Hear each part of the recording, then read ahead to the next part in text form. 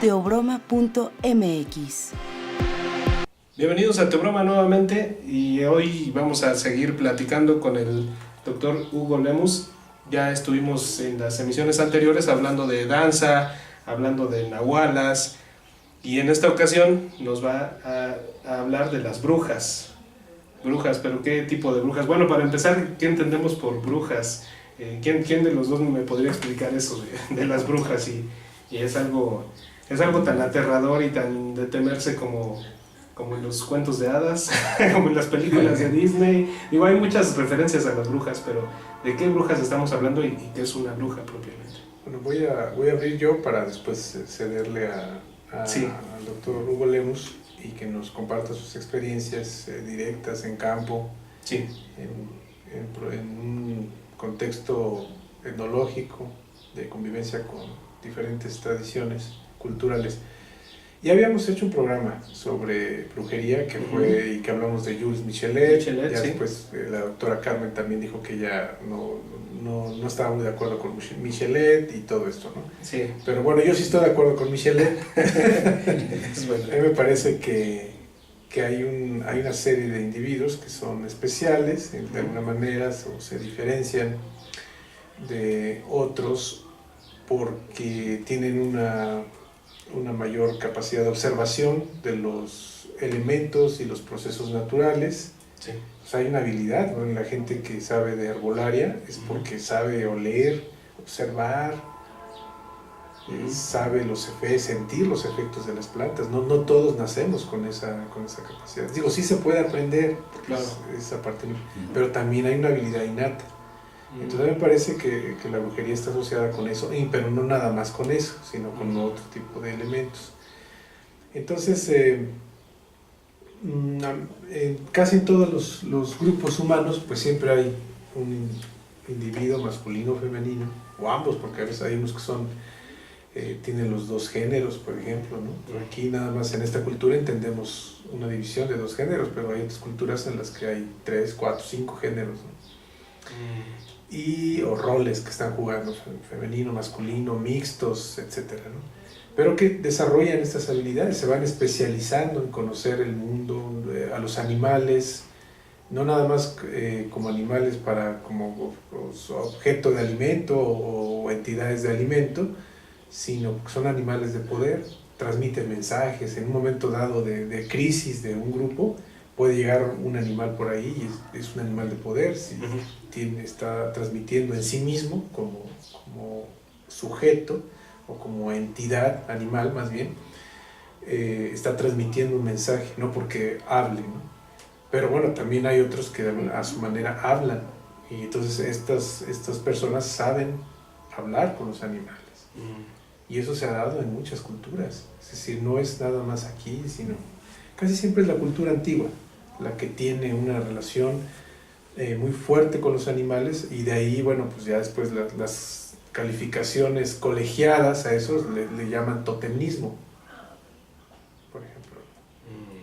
El totemismo es eso, ¿no? O sea, de que, bueno, pues aparentemente se le rinde un culto a una figura animal, pero yo no pienso que sea un rendir culto, más bien es como un reconocimiento dentro del espacio simbólico. O sea, está incorporado a esa cultura de una manera importante, ¿no? Entonces, aquí, por ejemplo, en otros programas con el doctor Hugo hemos hablado del nido de las águilas, que tú hablaste. Por ejemplo, el águila, que aquí es un animal poderoso, pero no nada más entre los mexicas, entre los griegos también, entre los persas, entre los vikingos. O sea, el águila es un animal de poder por excelencia.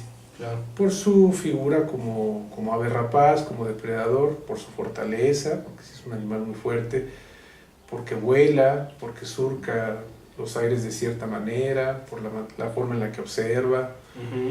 Es decir, la brujería tiene que ver con eso, tiene que ver con las plantas, tiene que ver principalmente con el mundo natural.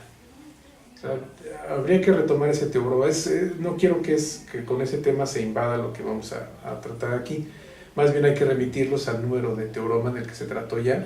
Que Si lo están viendo, bueno, en YouTube ya les ponemos entonces el enlace para ese podcast, y también si lo están escuchando nada más en iTunes o en alguna otra plataforma, les pediríamos que checaran el número de Teobroma, Teobroma, ahí aparecen todos, sobre todo en la página teobroma.mx. Ahí ustedes pueden hacer una búsqueda hasta por palabra y las brujas en la obra de Jules Michelet, y ahí aparece ese podcast del que está hablando Carlos Umbral.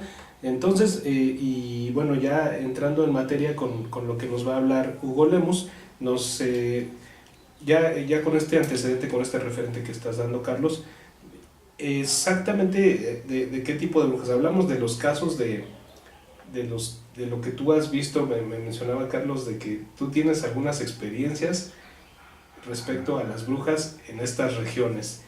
¿A qué se está refiriendo exactamente?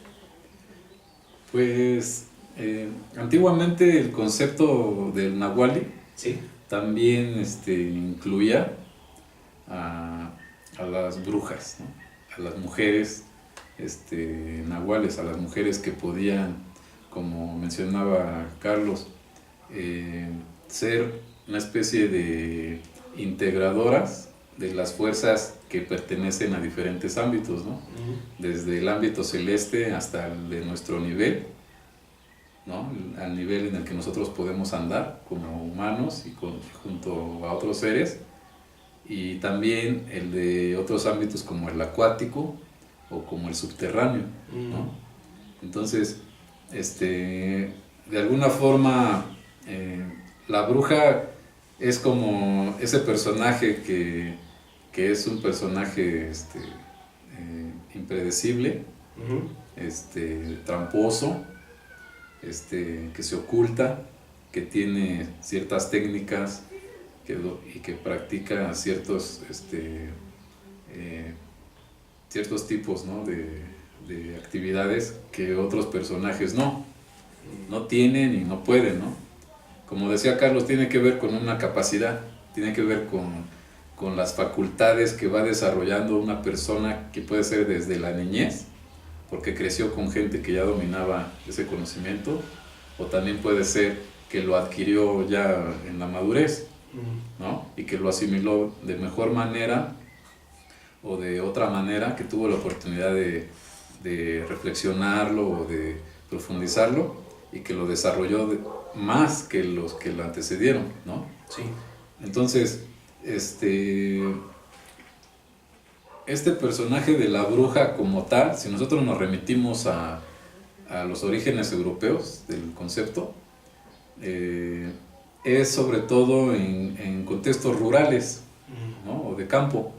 Por lo general la bruja es un personaje del mundo medieval que, cuando una persona de edad adulta del sexo femenino se quedaba sola, cuando no tenía familiares, cuando no tenía ya nadie con quien estar, o nadie que la mantuviera, en muchos casos eran expulsadas de las comunidades.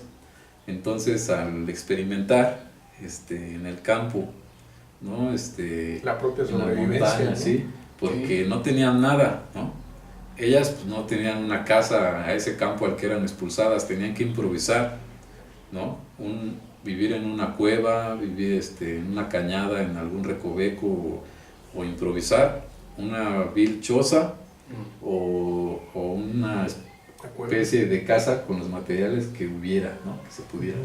Entonces, como que la literatura, ¿no? Medieval y algunas novelas, algunas obras, ¿no? de determinadas épocas, nos describen a la bruja como esa viejita ahí, ¿no? Solita en el campo, en el monte, que vive en un cuchitril, en una casa rara, que apenas si tiene puerta y está toda sellada, ¿no? Y que además se vuelve como un personaje que aparentemente es débil, ¿no? Débil, pandroso, mugroso, que ya no se está cuidando, no se está alimentando bien, empieza a perder mucho la vista, y entonces se empieza a convertir así, ¿no? Como que un personaje que aparentemente despreciable, ajá, a los ojos de la sociedad. Y que no tiene las cualidades, ¿no? Decadente, ¿no? Ajá. Pero también lo que vemos detrás de todo esto es ese contraste entre el favoritismo que hay por parte de los europeos hacia el mundo de los urbanos y de los burgos. O sea, en la medida en que empiezan a crecer las sociedades o las comunidades mercantiles, desde que se forman los burgos y desde que empieza a surgir la burguesía, todo ese mundo campirano, ¿no? Todo ese mundo del campo y del contexto rural se vuelve como lo otro, lo sucio, lo no civilizado. O sea, ellos empiezan a formarse una serie de prejuicios con respecto a esos personajes aparentemente mugrosos y más débiles y menos avanzados y letrados, que son los del campo. Entonces, a la par que surge toda esta idea negativa, ¿no?, hacia este personaje de las brujas, viene todo ese contraste o ese choque entre el mundo urbano más desarrollado y el de los campesinos, el de la gente que sigue viviendo en aldeas, ¿no?, y en comunidades o en ranchitos apartados y así.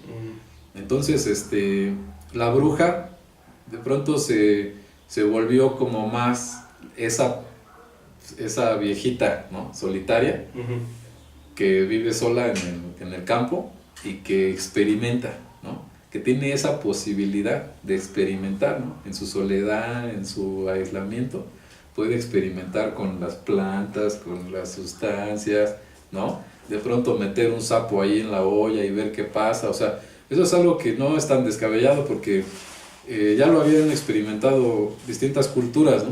Ver cuáles eran como que las sustancias psicoactivas o potenciales de los distintos seres de la naturaleza, ¿no? No nada más de las plantas, sino también un sapo, una serpiente, ¿no?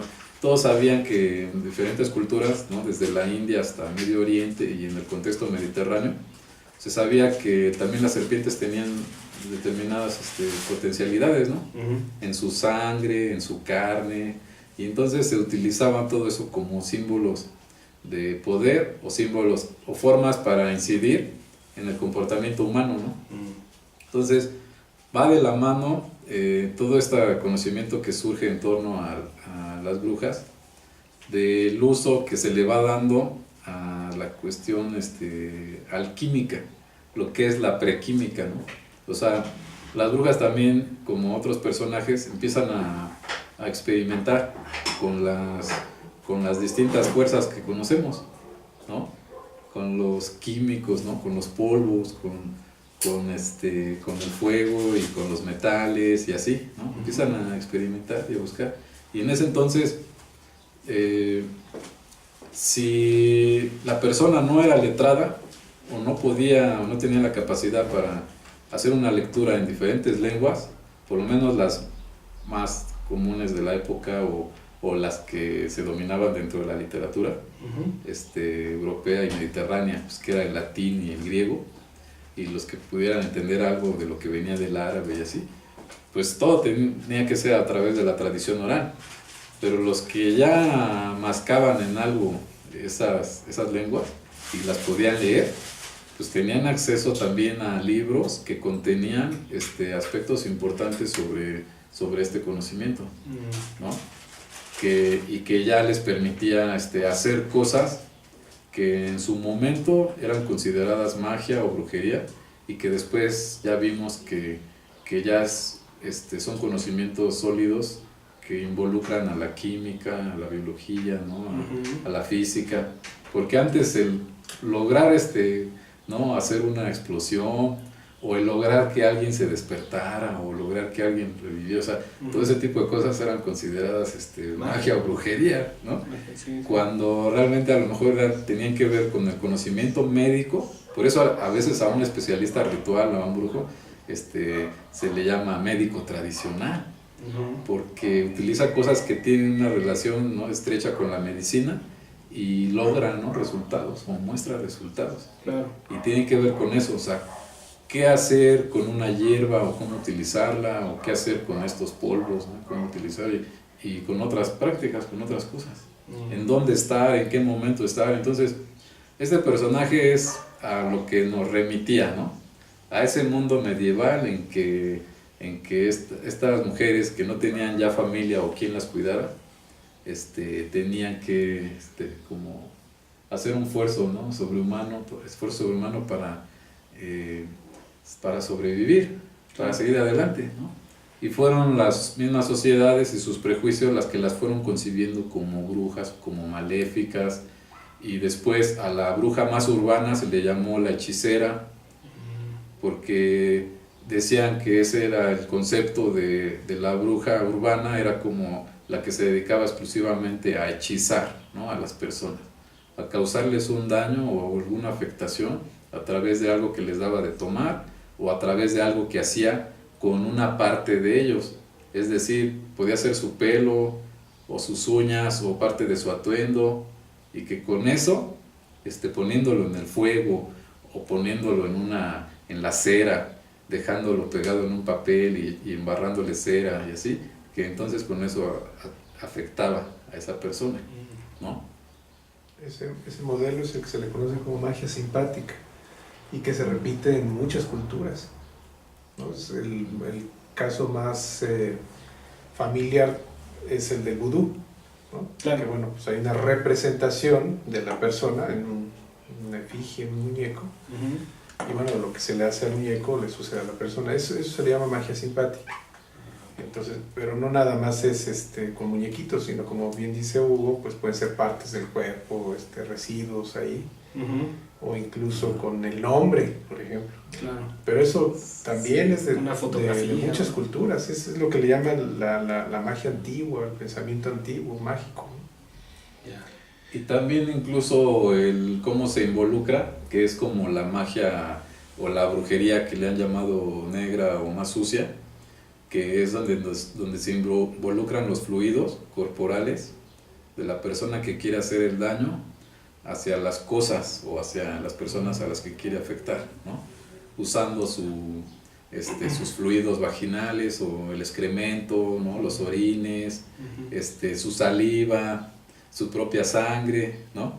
Utilizando los fluidos corporales para afectar, ¿no? Al otro o manchar al otro, ¿no? Al que le quieren hacer un daño. Este es un concepto que tiene mucho que ver con la escatología.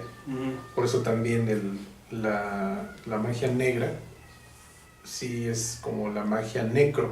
O sea, lo necro es así como lo muerto, lo que está en un proceso de descomposición. Y tiene que ver con lo que también está mencionando Hugo, porque es parte de lo degradado, de lo descompuesto, de lo residual. El cadáver viene a ser también parte de lo necro, pero también los fluidos. Sí. Entonces, bueno, de ahí vamos ya empezando a entrar al tema. Entonces, lo que podríamos hacer como para situar y poner unos ciertos límites a las distintas formas en que se ha ido dividiendo este tipo de conocimiento, ¿no? Y de prácticas, como se le ha hecho en los estudios de la medicina, ¿no? Indígena tradicional, que es separar las cuestiones que tienen que ver con la herbolaria, ¿no? Y con las plantas, y lo que tiene que ver con los padecimientos del alma, ¿no? Porque muchas veces se dice que todo lo que está enfocado al cuerpo se podría curar o resolver con los elementos que encontramos, ¿no? En la naturaleza, y de ahí que se pueda usar un té o un extracto de alguna fruta o de alguna corteza y así, y también el utilizar la sangre o los elementos de algunos animales. Por ejemplo, hay gente que dice que con la sangre del zopilote se cura de algo, ¿no? En el cuerpo, o tomando la sangre de la serpiente, de otra cosa, ¿no? Y también, por otro lado, todo lo que está enfocado como a las entidades anímicas, a las partes o a los componentes que son los puntos energéticos clave del cuerpo humano, ¿no? Por ejemplo, entre los indígenas se menciona el yolo, el corazón, se menciona el ixtli, el ombligo, el hígado, ¿no? el aliento de vida, el hijillo. Donde está el hígado es el ecagüi. Y entonces se dice que hay tipos de curaciones que son energéticas o de las fuerzas que van enfocadas hacia nuestras entidades anímicas, porque son esas las que nos pueden afectar de otra manera que cuando se enferman algunas partes de nuestro cuerpo. Entonces, dentro de la brujería y la magia también todo está enfocado más o menos igual, que hay cosas que están enfocadas para el cuerpo y hay cosas que están enfocadas para las entidades anímicas, ¿no? De ahí que se diga que te afectaron tu alma, ¿no? O expulsaron tu alma y tienen que hacer un ritual para recuperarla. Y también hay diferentes tipos de curación para tu cuerpo cuando tiene alguna alteración, ¿no? Por ejemplo, hay brujas o curanderos que están enfocados a la curación de los músculos, ¿no? De las articulaciones, de los huesos, ajá. Sí. O también a padecimientos de la piel. Y hay gente que te puede curar chupando, ¿no? O succionando el mal, succionando el problema, ¿no? Entonces utilizan su boca, ¿no? Se te pegan así y como que te succionan o te sacan el mal. Eso es, o sea, necesariamente un brujo puede ser curandero, pero no todos los curanderos son necesariamente brujos, ¿no? O digamos que pueden hacer esas... Es una transposición de conceptos, o sea, están todos superpuestos, hay que entenderlo así, no es tan sencillo, ¿no? Si claro. Decir, la bruja es esto. No, tú eres esto y no vas a hacer esto otro. No, el mismo proceso cultural ha hecho esa superposición de conceptos. Y ahorita le llevaríamos varios programas como separando cada uno de ellos, ¿no? Sí. Lo que dice Hugo, la línea Sí. psicosomática, por ejemplo, simplemente ahí ya hay bastante. Lo que no hay que perder de vista es de que hay una etnociencia. Es decir, atrás de todo esto sí. hay una etnociencia particular en el que ellas se vuelven no nada más generadoras de conocimiento por las mismas necesidades que tienen, ellas o ellos, porque también hay brujos, sino que también son obedientes a una ciencia que pues, también les ha sido transmitida por la misma tradición que les llega ahí. ¿Por qué es importante la etnociencia? Aquí no se ha manejado como que es algo menor, como que es algo sucio, como que es algo arcaico, ¿no? Inútil, ¿no? Ajá. Pero no, porque la etnociencia está anclada al conocimiento inductivo, que es el conocimiento empírico, que muchas veces, en el caso de estas brujas rurales o brujos, pues no sabemos desde dónde viene. Es un conocimiento que puede tener cientos o miles de años y no por eso es descartable, ¿no? En algún momento vamos a hablar de Francis Bacon, que es el padre del empirismo inglés. Ya habíamos hablado de René Descartes, de René Descartes, que es el padre del teorismo deductivo, y el otro es el del empirismo inductivo, ¿no? O sea, ¿cómo conoces el mundo? O sea, a partir de la experiencia propia, que es el caso mucho de estos personajes, ¿no? Que, bueno, pues, cómo esto me enfermo, cómo esto me curo, me unto esto y me siento mejor, etcétera, ¿no? O me como tal planta o tal animalito y tengo visiones, por ejemplo, ¿no? Entonces, todo esto es una etnociencia, pero no pierde en ningún momento el estatus de ciencia. Claro. O sea, hay una ciencia a partir de eso, ¿no? Obviamente las instituciones serias, monolíticas, intentan siempre deslegitimar a la etnociencia, porque dicen, no, pues es que eso no lo ha comprobado la ciencia.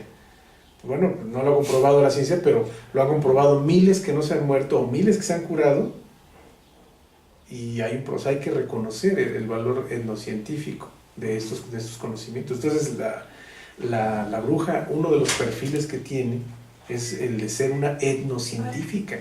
Pues retomando el lugar del papel, de la bruja, digamos, en una sociedad ya conformada, ¿no? En la época del Renacimiento en Europa y posteriormente pues ya en el desarrollo de la sociedad capitalista, pues vemos que hay un contraste entre ese mundo muy urbano, en donde el personaje es como más aceptado y es la hechicera o es la maga o el mago, frente al personaje del campo, que es la bruja, ¿no? Así a secas, y que siempre se le identificó como en contextos ríspidos o como un personaje maléfico, ¿no?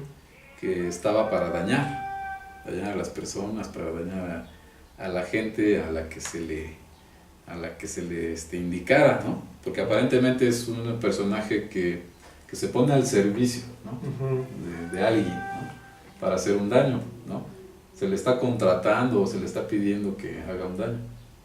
Y digamos, es hasta cierto punto una de las injusticias, ¿no? De la sociedad urbana y posteriormente industrializada de los países europeos, porque son los grupos acomodados o los grupos dominantes los que empiezan a situar a la bruja como ese personaje marginal y maléfico, pero porque esas personas por lo general son de extractos humildes, son campesinos o son gente que no tiene los recursos para estudiar, ¿no?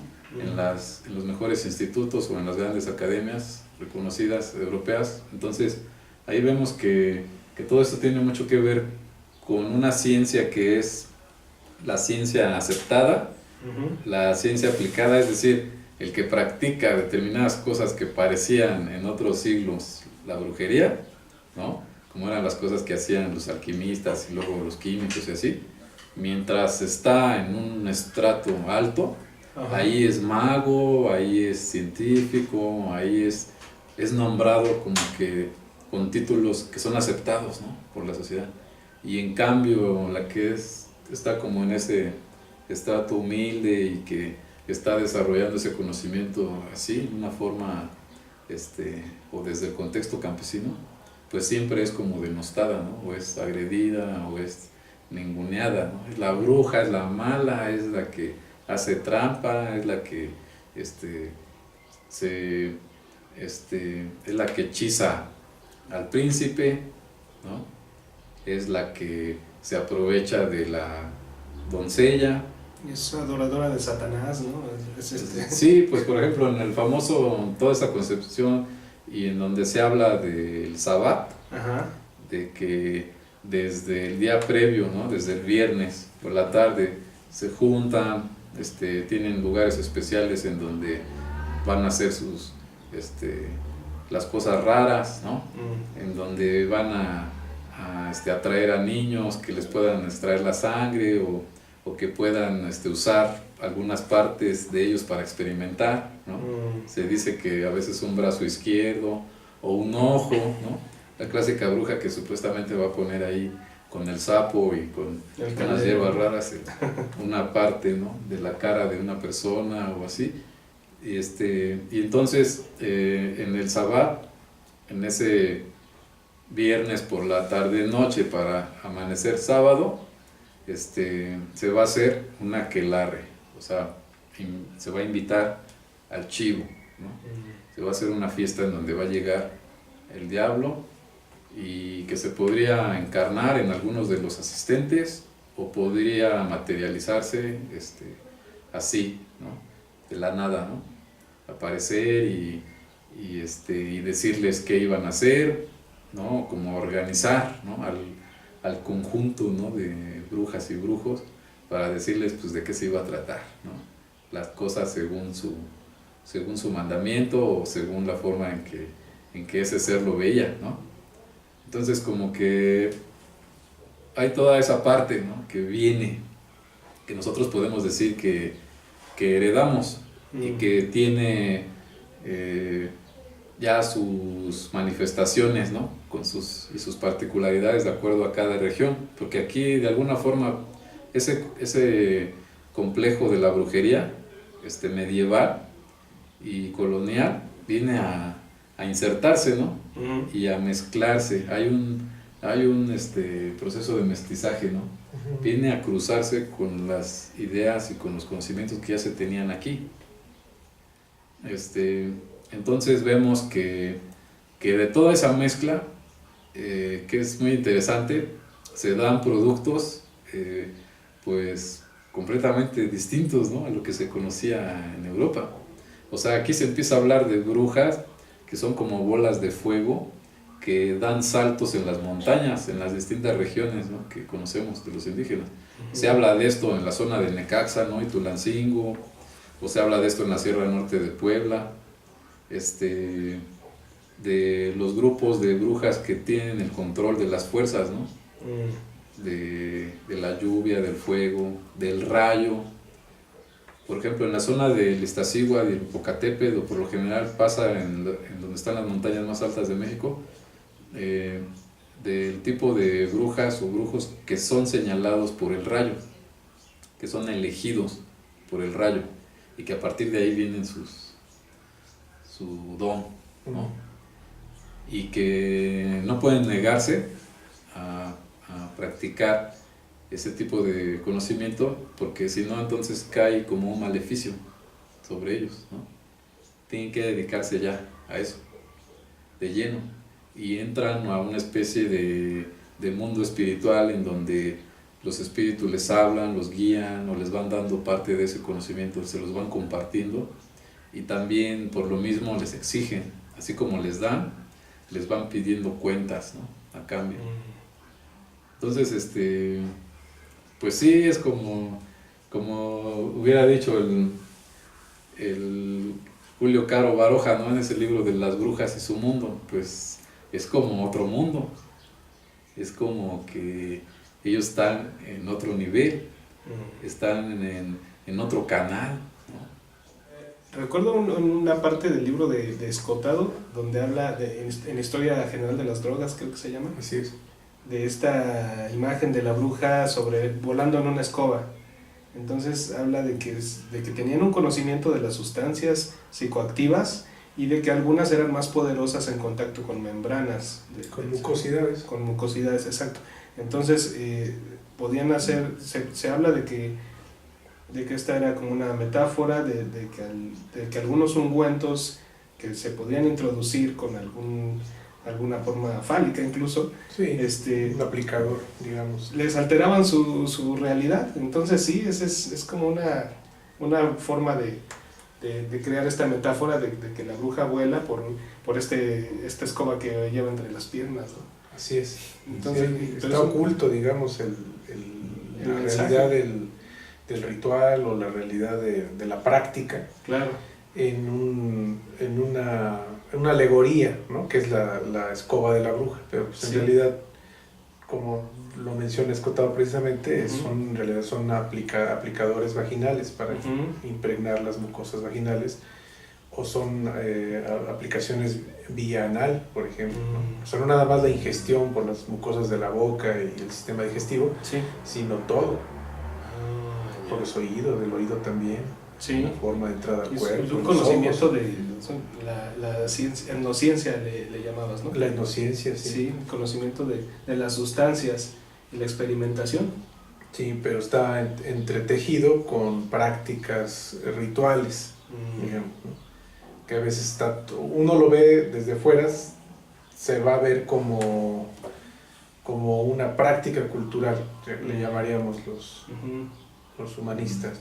Es una práctica cultural, pero ahí tiene muchos niveles de interpretación, de lectura, en cuanto a un análisis. Entonces no es nada más el de que me pongo esto, o sea, en una visión demasiado utilitarista, me pongo esto y alucino, ¿no? O es psicotrópico y tengo una experiencia visionaria, sino que más bien me pongo esta planta, que es una planta que se llama así, que es poderosa, que la usaban mis abuelos o la usaban mis maestros o maestras, y esta planta que se llama de tal manera me va a abrir el mundo tal que se llama de esta manera.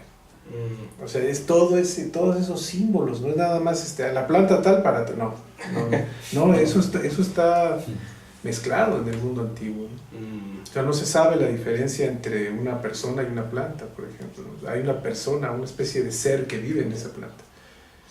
En este caso se apega mucho a lo que estaba platicando en programas previos, que es el del camino de piedra, ¿no?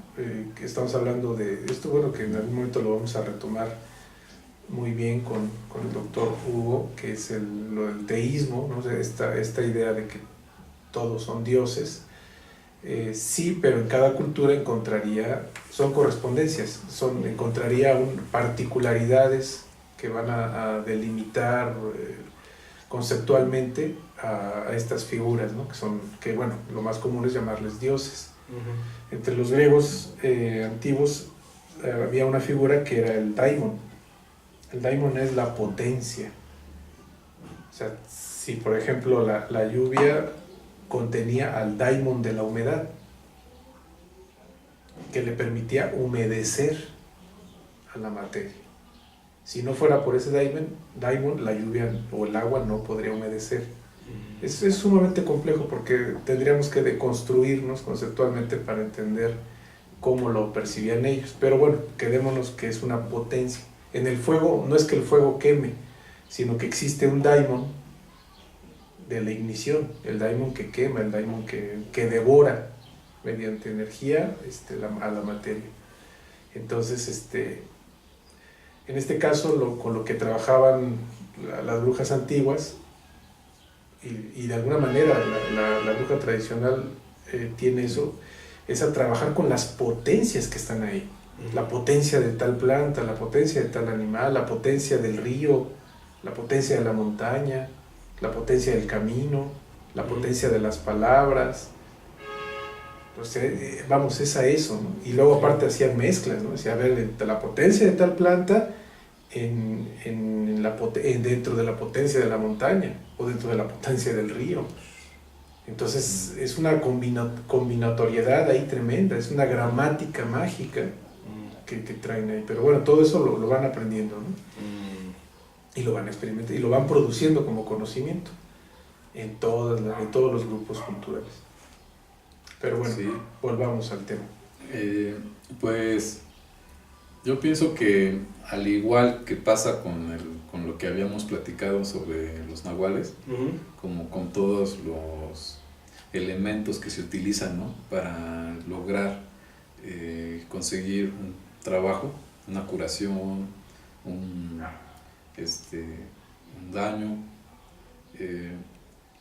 Nosotros vemos que hay un proceso que en los estudios contemporáneos se le llama el de salud, enfermedad y curación, o también el de daño y curación, ¿no? Entonces, dentro de ese proceso hay como distintas etapas, ¿no? En donde vas pasando desde cómo fue que una persona recibió o adquirió un daño y qué mecanismos utiliza un especialista ritual para llegar a una curación, ¿no? O para sanar a una persona. Por lo general a la bruja, pues si nosotros la dejamos en el contexto malicioso que le construyeron los europeos, pues no vamos a lograr insertarla en el plano productivo que la han logrado ubicar los pueblos originarios de México, porque como que a ese personaje aquí se le hizo justicia, ¿no?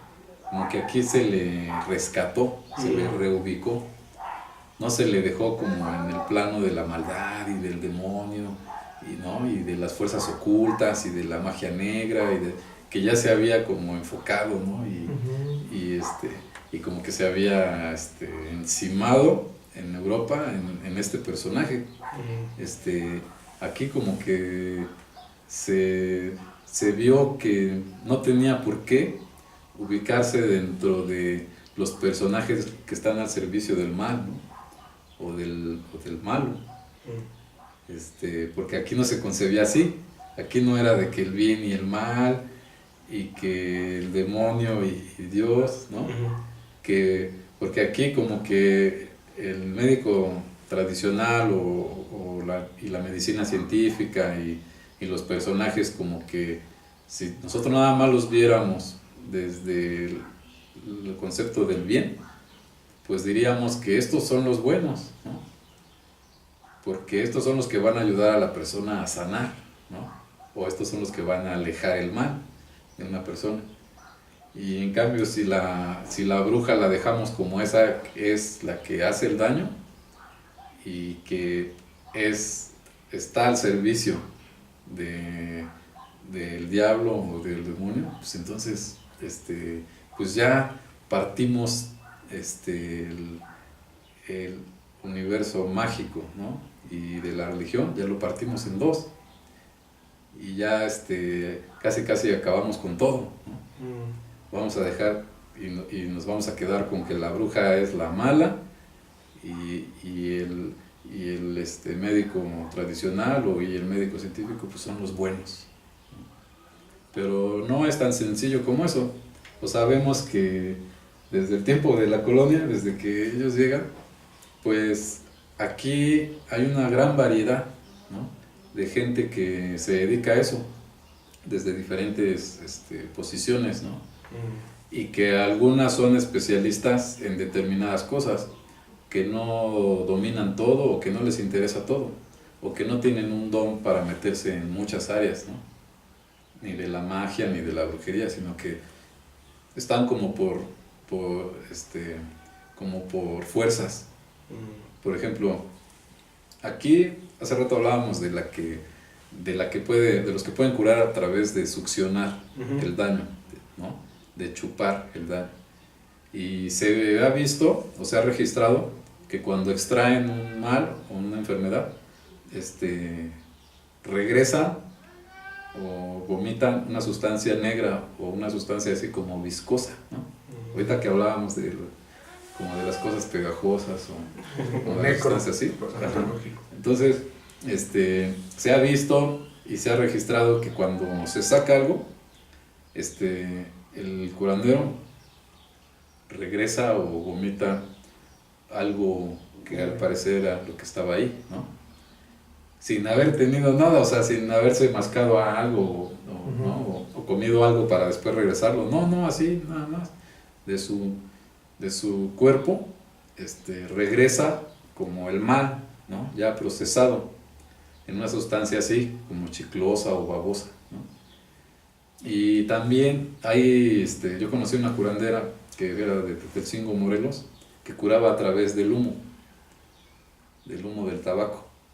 Entonces, esa era su fuerza, esa era como que su especialidad, curar a través del humo. Y otros no pueden, otros no saben, no pueden acceder, ¿no? A ese conocimiento. Y hay otros que esa es su especialidad, el humo, claro. Curar con humo, con el humo del tabaco o con el humo de algunas hierbas que ponen en el fuego, porque hacen que la gente se acerque y le dé, ¿no? Le dé directamente ese fuego según lo que pusieron ahí, o con copal y con otras cosas. E incluso también mencionan algunas culturas en México que el hecho de portar las sustancias sagradas que sirven para curar, el copal, el jicuri, el hongo y algunas otras, el hecho de portarlas o tenerlas ahí en tu altar ya te apoya o te ayuda para curarte o para protegerte, ¿no? Entonces, hay distintas etapas. Nosotros vemos que en los medios, ¿no? Y en el cine y en la literatura fantástica empezaron a manejar a la bruja o al brujo como un personaje que puede transformar la realidad, ¿no? Que puede alterar la realidad, ¿no?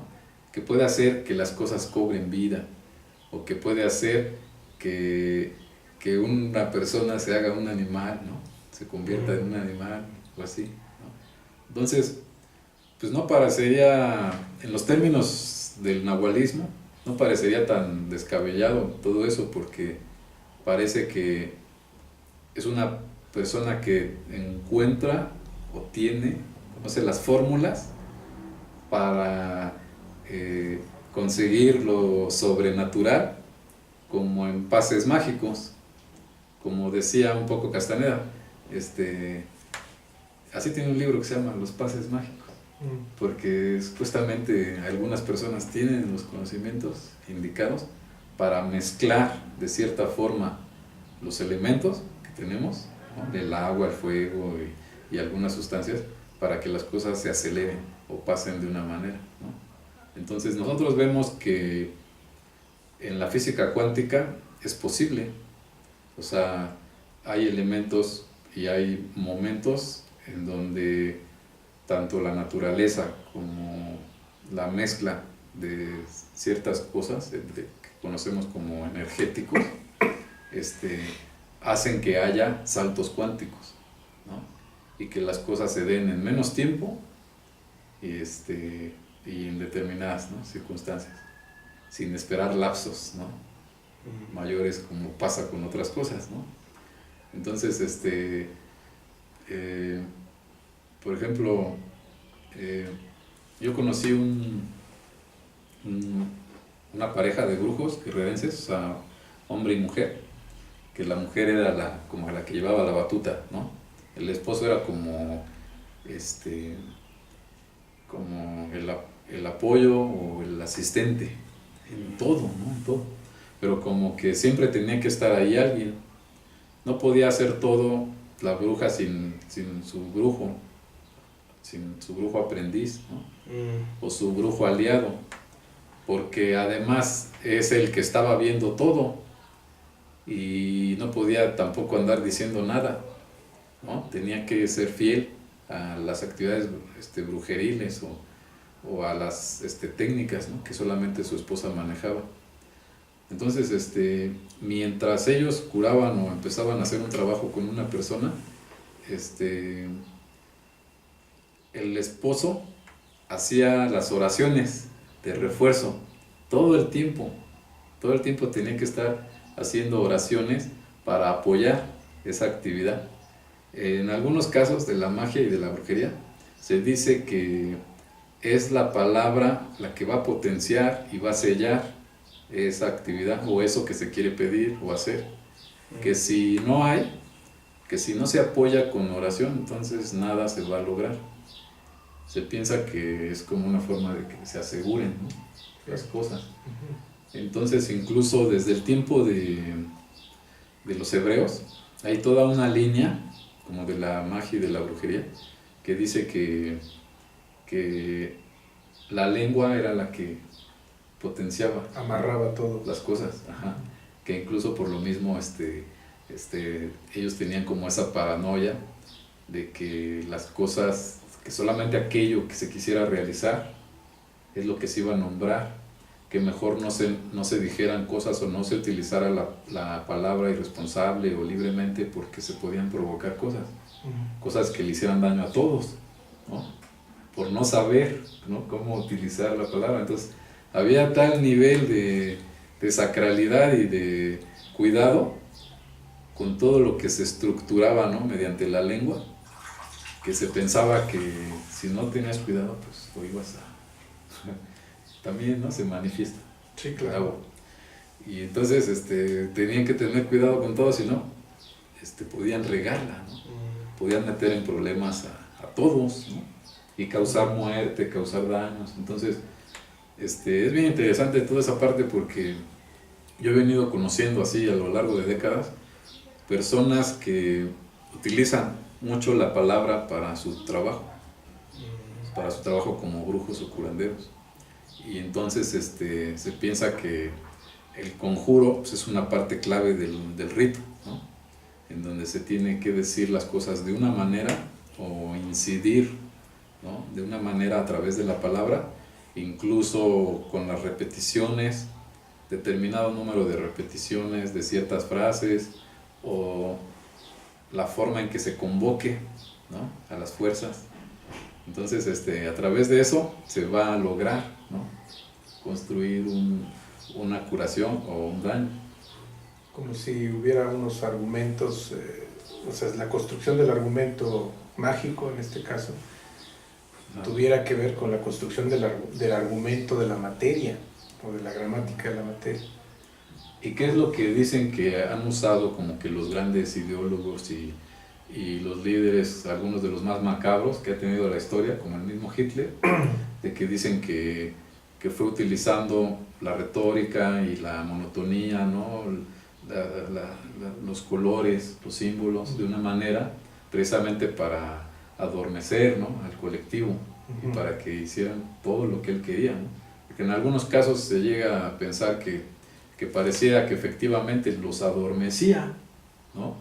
Como para no sentir nada y no cuestionar nada y no pensar en nada, porque por ejemplo en los campos de concentración cuando había cientos de chamuscados, ¿no? O de gente fundida e intoxicada y de que estaban ahí estos cuates chapoteando en albercas de sangre que ya les llegaban hasta las rodillas o los muslos y que no decían nada o no cuestionaban nada, pues ellos nada más obedecían, ¿no?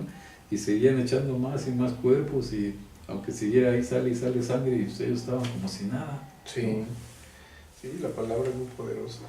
Entonces, ahí viene toda esa parte como del conjuro, del poder de la palabra y de cómo tenía más este sentido a partir de la forma en que se organizaba, ¿no? Cómo se armaba ese discurso, sí. Qué fuerzas se convocaban, cuántas veces, con qué números y con qué énfasis, ¿no? Todo eso tenía algo que ver con todo ese trabajo. Y que de este lado se ha estudiado poco, ¿no? O sea, como que también falta todavía toda esa línea dentro de la etnología y la antropología. Sí. Se ha estudiado poco. Por ejemplo, también conocimos una señora que fue curandera como más de 50 años en la sierra y la entrevistamos ya a los 87 años y ya en su hamaca o ya siempre acostada porque ya está muy enferma, ya no se puede parar, siempre está acostada. Y entonces ella cuando rememora sus vivencias como curandera, ella siempre hace esto con su mano, así, o sea, como si trajera los recuerdos de afuera, del exterior, hacia su mente. Entonces ella hace esto con su mano, como si los jalara, así. Ajá. Y entonces te dice, espérame, dice, espérame, tantito, y entonces así, le hace así, como que va jalando las cosas de afuera, para después ya empezarte a relatar, ¿no?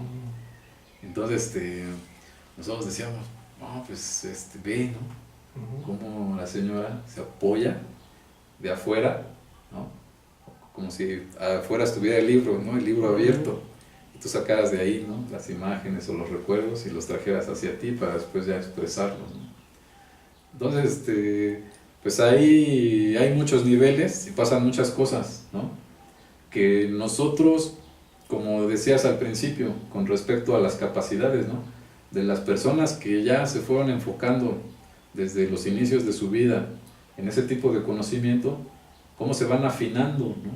En lograr ver y en lograr hacer lo que los otros no. Porque, se especializan. Ajá, se especializan, ¿no? Entonces por eso a muchos de estos personajes les dicen el especialista ritual, ¿no?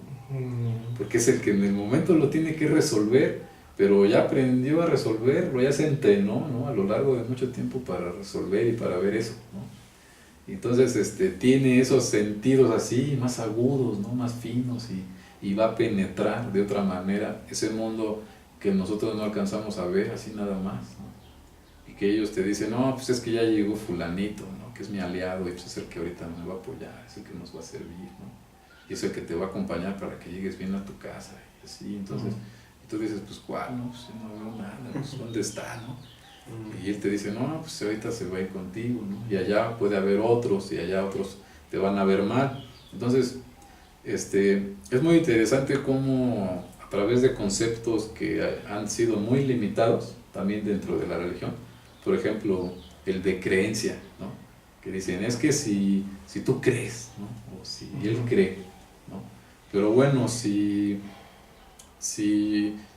yo puedo creer y tener una certeza, ¿no? Pero si a la par tengo un conocimiento al respecto, entonces hablo de un conocimiento tradicional, ¿no? De un conocimiento que tiene más peso, ¿no?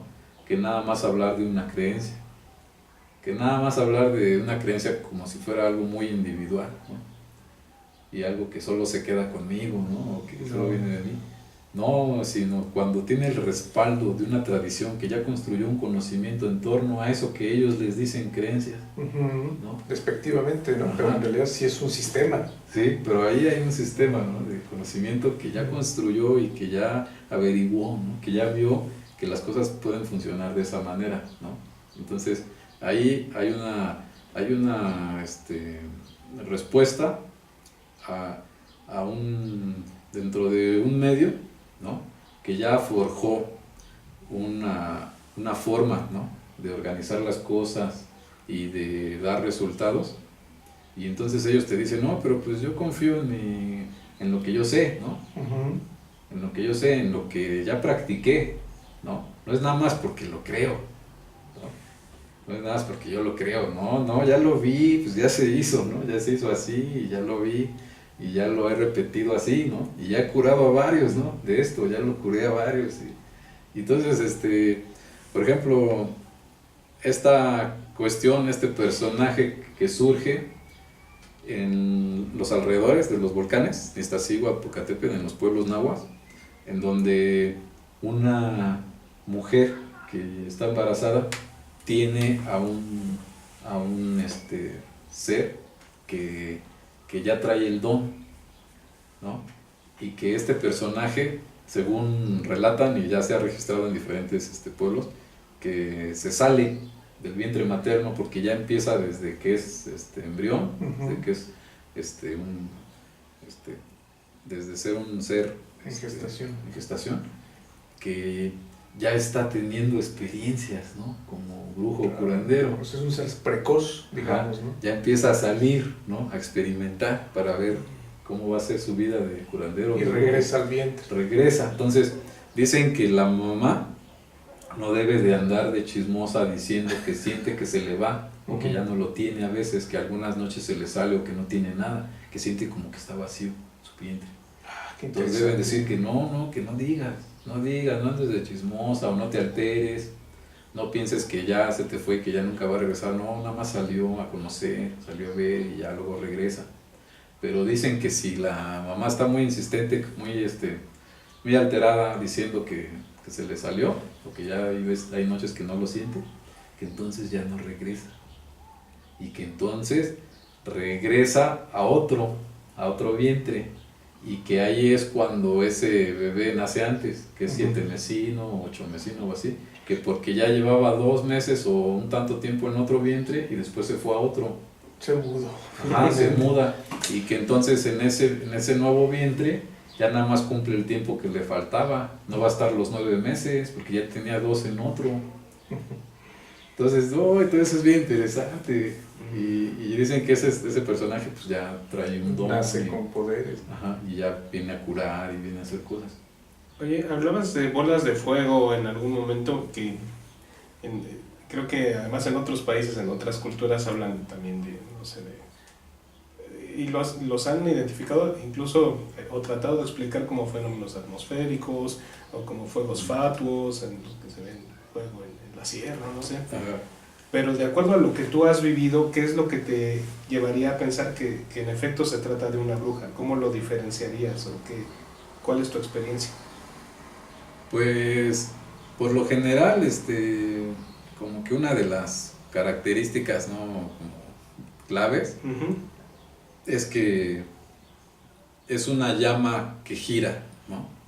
Es una llama que pareciera que tiene el comportamiento de una rueda que va por el cielo, ¿no? O sea, que no es como como el de las llamas de los meteoros o el de otros fenómenos, ¿no?, celestes que son como lineales, ¿no? Que serían como que esta va así cayendo, ¿no?, y que tiene como que esa figura, ¿no? No, este es como de la una figura circular que va girando y que va rebotando o va como acomodándose, ¿no?, en el relieve, conforme la forma del relieve, ¿no?, se va como rodando en el suelo, adecuando. En Sí, el aire, ¿no? en el aire, sobre los árboles, okay. o sobre los peñascos, o sobre los árboles. Y también de que no va sola, de que a veces son varias, y también de que es un fenómeno que ven en determinadas fechas, que es cuando piensan o se sabe en las comunidades que se reúnen. Y entonces dicen, no, pues ya sabemos que en tal ocasión o tal fecha es cuando las vamos a ver, que allá andan y van pasando así, como van brincando por encima de los árboles, así. Entonces, esas son como las características, ¿no?, que describen en las comunidades. En la narrativa tradicional indígena también se menciona de esa manera, como las bolas de fuego. Por ejemplo, un brujo de los de Milpalta me comentaba que parece que es un palo de escoba, o que trae los pelos o así, las varas, las ramas de la escoba, pero que no, que es una cabellera, que parece una escoba, pero que por lo general es un palo que tiene una cabellera, que puede ser una cabellera que le quitaron a una mujer, a una persona, y que se la pusieron ahí, se la amarraron ahí, y que entonces siempre parece como que es una escoba. Pero dice que él lo que ha visto es que son cabelleras. Ajá. ¿Y cuál es la reacción, por ejemplo, ante la gente que habla de que las van a ver, ya saben que las van a ver en cierta fecha? ¿Lo ven con miedo o como algo de lo más normal? ¿Cómo lo ven? ¿Cómo lo tienen conceptualizado? Pues eso es interesante, porque depende cuál ha sido el papel del personaje en cada tradición, ¿no?, cultural.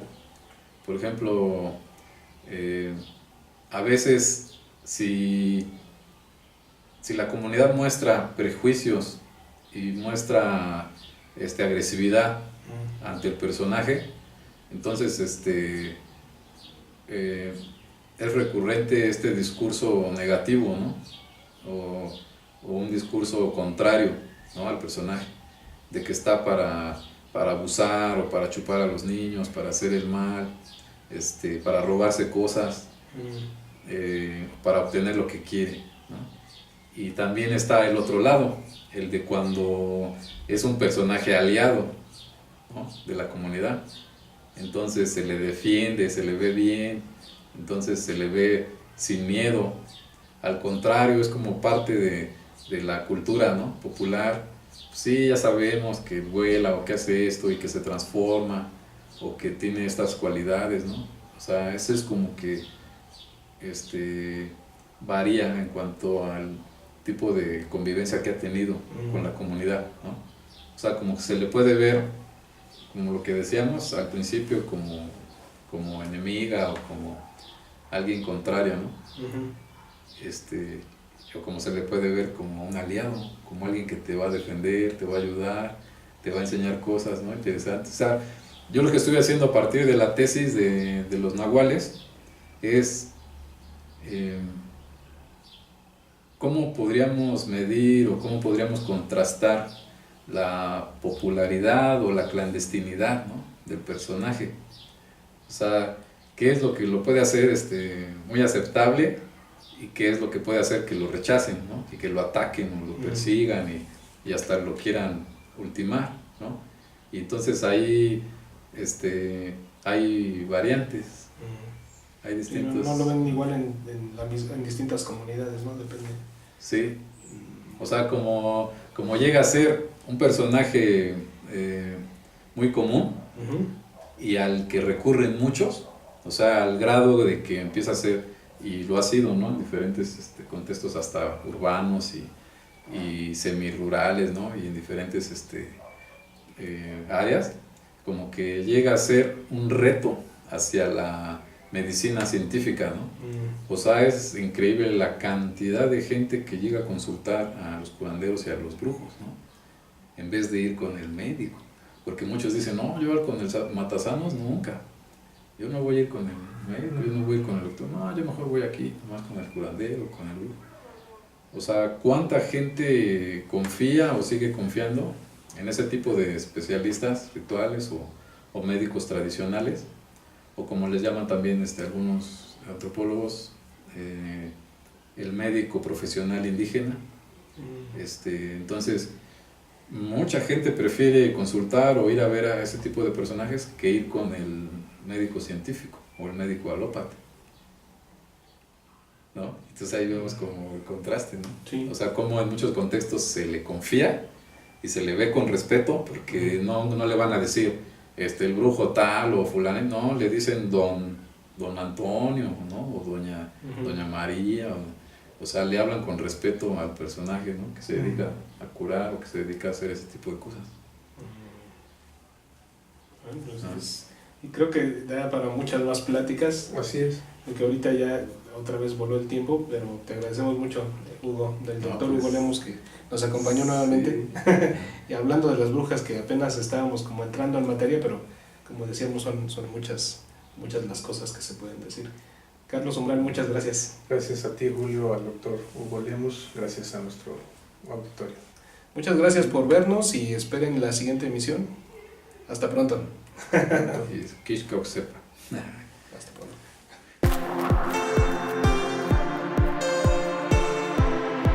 Teobroma.mx